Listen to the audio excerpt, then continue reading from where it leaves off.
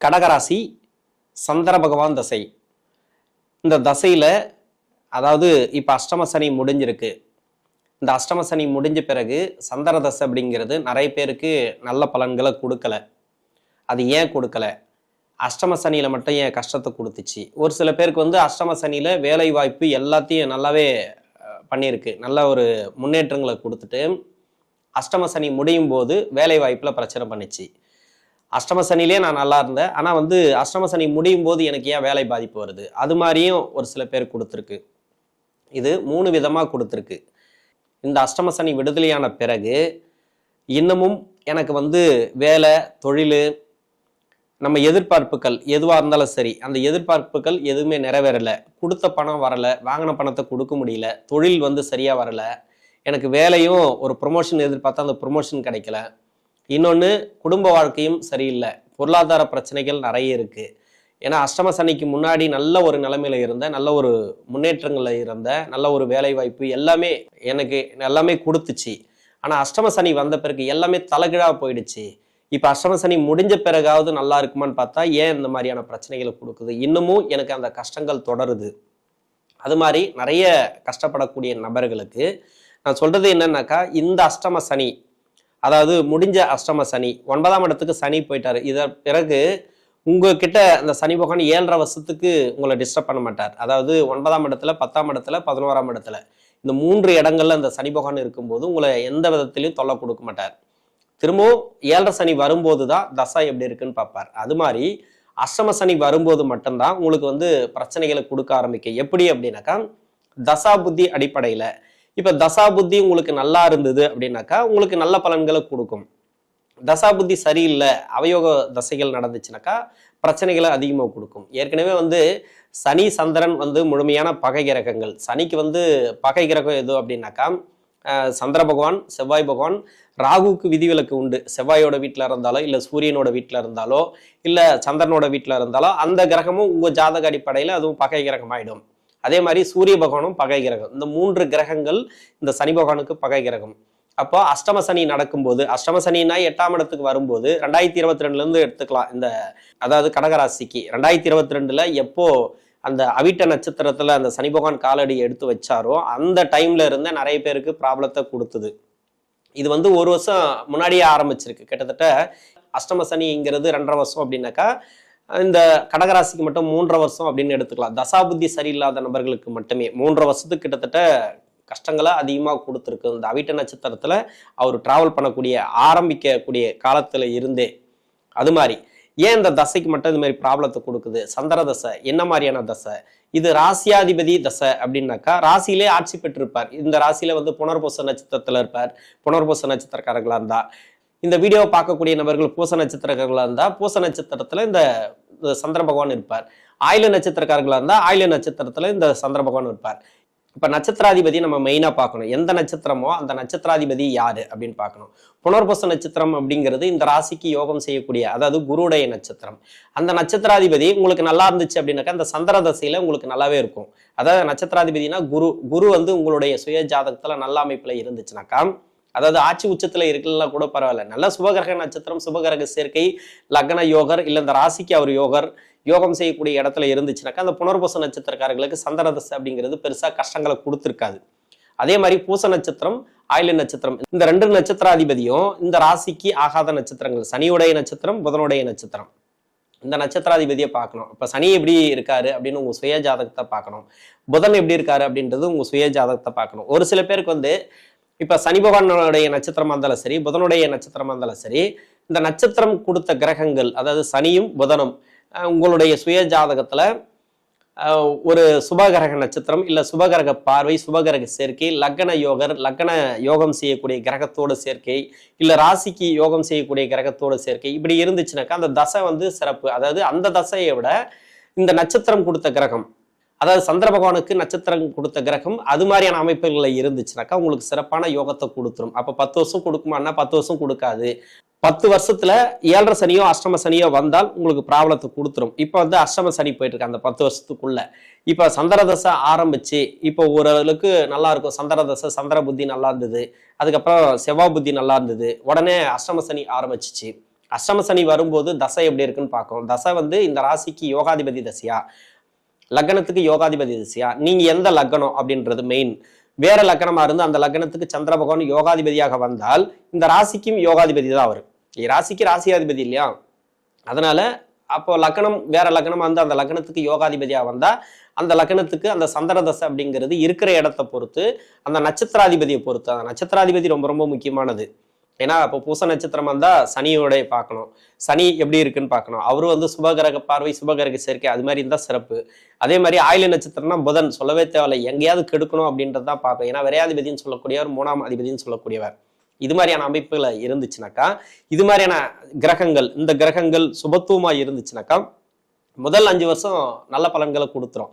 அந்த 5 வருஷத்துல அஷ்டம சனி வந்தாலும் உங்களுக்கு பெருசா கஷ்டங்களை கொடுக்காது. இன்னொன்னு, புத்தி நடத்தக்கூடிய கிரகத்தை பார்க்கும். சந்திர பகவானுக்கு புத்தி நடத்தக்கூடிய கிரகம் சந்திர பகவானுக்கு மறையாமல் இருக்கணும், ஒண்ணு லக்னத்துக்கு மறையாமல் இருக்கணும். இது மாதிரி சுபாதிபத்தியம் பெற்று இருந்தால், இப்போ ஒரு சில பேர் வந்து அஷ்டம சனியில சூப்பரா இருந்திருப்பாங்க, நல்லாவே இருந்துச்சுங்க, நல்லா போயிடுச்சுங்க, எனக்கு வேலை தொழில் எல்லாமே வருமானம், நல்ல ஒரு சேமிப்பு, வீடு கட்டின, அது இதுன்னு ஏகபோகமா சொல்லுவாங்க. அது மாதிரி திடீர்னு வந்து அஷ்டம சனி விடுதலையான பிறகு உடனே அந்த அஷ்டம சனி பின்னாடி வரக்கூடிய அந்த சனி புத்தி இருக்கு இல்லையா, அதாவது சென்டர் பகுதியில சனி புத்தி இருக்கு இல்லையா, அந்த சனி புத்தியில பிரியும்.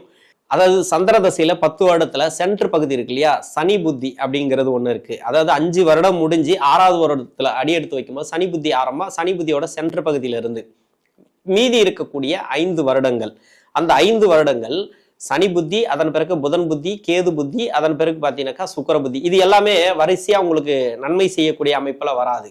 சந்திர தசையில 10 வருடத்துல சென்டர் பகுதி, அதாவது சந்திர தசையில சனி புத்தி, அதுல வந்து சென்டர் பகுதியில பிரியும். 5 வருடத்துல 5 வருடம் முன்னாடி 5 வருடம் வந்து உங்களுக்கு நல்ல பலன்களை கொடுத்திருந்தால், பின்னாடி வரக்கூடிய 5 வருடங்கள் உங்களுக்கு சுய ஜாதகத்தை பார்க்கணும். சுய ஜாதகம் அப்படின்னாக்கா அந்த புத்தி நடத்தக்கூடிய கிரகங்கள் சந்திரனுக்கு என்ன மாதிரியான அமைப்புல இருக்கு, என்ன ராசிக்கு என்ன மாதிரியான அமைப்புல இருக்கு, என்ன நட்சத்திரம் ஏறி இருக்கு, அதாவது புத்தி நடத்தக்கூடிய கிரகங்கள் அப்படின்னாக்கா இந்த சனி புத்தியில ஆரம்பிச்சு சனி புத்தி இருக்கு இல்லையா, சனி புத்தி, அதன் பிறகு பாத்தீங்கன்னாக்கா புதன் புத்தி, அதன் பிறகு கேது, சுக்கிரன், சூரியன், இந்த பின்னாடி வரக்கூடிய 5 வருடங்கள் என்ன மாதிரியான பலன்களை கொடுக்கும், எப்படி இருக்கு அப்படிங்கிறது ஒண்ணு இருக்கு. இது வந்து சந்திர பகவானுக்கு மறையாமல் இருக்கணும், லக்னத்துக்கு யோகராக இருந்தா மட்டுமே இந்த அஷ்டம சனி முடிஞ்ச பிறகு உடனே உங்களுக்கு வந்து ஒரு நல்ல ஒரு மாற்றங்களை கொடுத்துருக்கும். அப்படி இல்லை, இந்த சந்திர பகவானுக்கு மறைஞ்சிருக்கு, லக்ன யோகராக இல்லை, அவயோகராக இருக்கிறார், சந்திர பகவானுக்கு வந்து ராசிக்கு, அதாவது இந்த ராசிக்கு மறைவு ஸ்தானங்கள்ல இருந்து மறைமுக சுப தொடர்புல, அப்படி இல்லைனாக்கா வேற ஒரு நட்சத்திரம், அதாவது அவயோக கிரக நட்சத்திரம் ஏறி இருந்துச்சுனாக்கா இப்ப வந்து அஷ்டம சனி முடிஞ்ச மாதிரியே இருக்காது, ப்ராப்ளம் வந்து அப்படியேதான் இருக்கும். இப்ப வேலை வாய்ப்பு ஏதாவது தொடங்கணும்னு நினைச்சிருப்பீங்க, இப்ப வேலை வாய்ப்பு தேடி போயிருப்பீங்க, அந்த வேலை கிடைச்சிருக்காது, இன்னமும் வேலை கிடைக்கல சார், வேலை வந்து எனக்கு அஷ்டம சனிக்கு முடியறதுக்கு 1 வருஷத்துக்கு முன்னாடி தான் எனக்கு வேலை போச்சு, வேலை கிடைக்கல, அதுக்கு முன்னாடி கூட வேலையில நிறைய ஸ்ட்ரகிள், இப்ப வந்து வேலையை மாத்தணும்னு நினைச்சேன், எனக்கு வேலையில வந்து பிரச்சனைகள் வந்துச்சு, இப்ப வேலை மாத்தணும்னு நினைச்சா கூட வேலை மாத்த முடியல, இல்ல வேலை மாத்தியும் எனக்கு வேலையை விட்ட பிறகு அந்த வேலையும் கிடைக்கல, அது மாதிரி சொல்லக்கூடிய நபர்கள். அதே மாதிரிதான் இப்போ தொடர ஆரம்பிக்கும், இன்னும் வேலை கிடைக்கல எனக்கு அப்படின்வாங்க.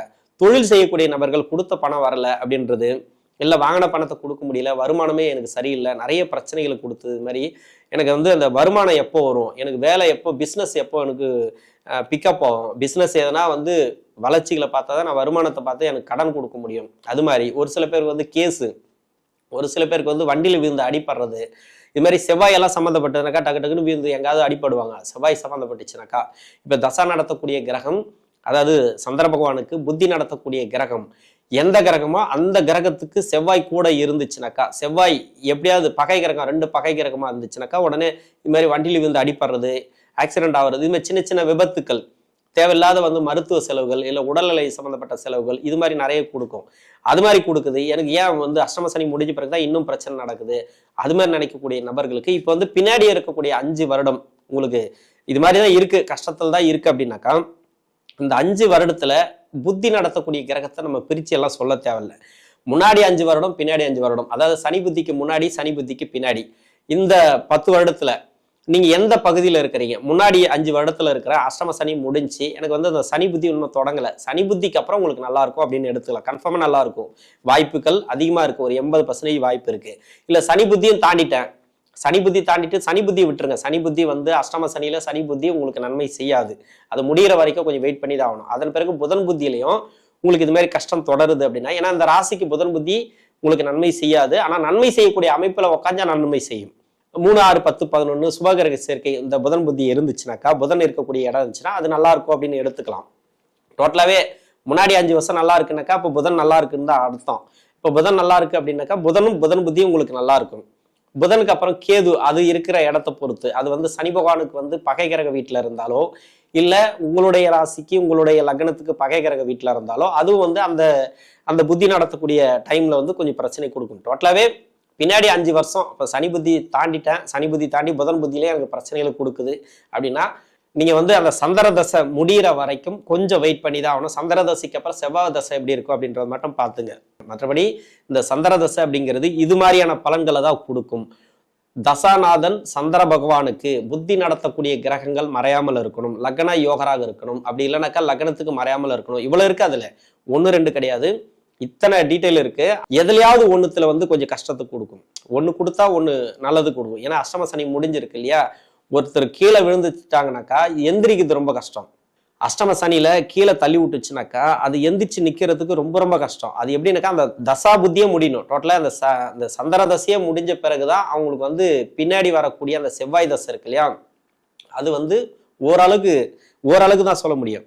ஒரு முறை கீழே விழுந்துட்டா எந்திரிச்சு நிக்கிறது இந்த உலகத்துல பெரிய ரொம்ப ரொம்ப கஷ்டம். உடனே அஷ்டம சனி முடிஞ்ச உடனே மறுநாளே நீங்க கொடி கட்டி பறப்பீங்க, உங்களுக்கு லட்சம் கொட்டிடும் அப்படி இப்படின்லாம் சொல்ல முடியாது. அந்த தொழிலை பிக்கப் பண்றது, அந்த தொழிலை வேலையை பிக்கப் பண்றது, இது எல்லாமே நிறைய உங்களுக்கு கஷ்டப்பட்டு தான் அது பண்ணக்கூடிய சூழ்நிலைகளாக இருக்கும். இது தசாபுத்தி பலன்கள். தசாபுத்தி அப்படிங்கிறது உங்க சுய ஜாதகம் சொல்லணும். ஒரு சில பேருக்கு டக்குன்னு லாட்ரி யோகம் இது மாதிரி நிறைய கொடுக்கறதும் உண்டு. வெளிநாட்டுல இருக்கிறவங்களுக்கு, வெளி மாநிலத்துல இருக்கிறவங்களுக்கு இது மாதிரி திடீர் அதிர்ஷ்ட வாய்ப்புகள், பணம் வர்றது, திடீர்னு தொழில் பிக்கப் ஆகுறது. ஒரு சில பேர் ஜாதகம் பார்த்துட்டு போவாங்க. அந்த தொழில், அதாவது தொழில் செய்யக்கூடிய நபர்கள் அஷ்டம சனி முடிஞ்ச பிறகுதான் உங்களுக்கு தொழில் பிக்கப் ஆகும்னு சொல்லியிருப்பான். அந்த அஷ்டம சனி முடிஞ்ச பிறகு தொழில் பிக்கப் ஆன பிறகு நம்மளே மறந்துடுவாங்க. அந்த அளவுக்கு பிஸியான ஆளுங்கள்லாம் நான் பார்த்துருக்கிறேன். அதாவது ஒரு சில பேருக்கு அது மாதிரியான ஒரு பலன்களையும் கொடுக்கும் இந்த சந்திர தசைங்கிறது. அது மாதிரி ஒரு பிக்கப் ஆச்சுனாக்கா நம்மளே மறந்துடுவாங்க, அந்த அளவுக்கு பிக்கப் ஆகும். இல்லை அப்படின்றதுல கஷ்டத்தையும் கொடுக்குது அப்படின்னாக்கா அந்த சந்திர தசை வரைக்கும் கொஞ்சம் வெயிட் பண்ணி அதன் பிறகுதான் நீங்க பரிகார வழிபாடு முறைகளை மேற்கொண்டீங்கன்னாக்கா அந்த சந்திர தசை அப்படிங்கிறது ஓரளவுக்கு பரவாயில்ல, ஓரளவுக்கு தப்பிக்கலாம் அப்படிங்கிறது என்னோட கணிப்பு இந்த சந்திர தசையை பொறுத்த வரைக்கும். நன்றி.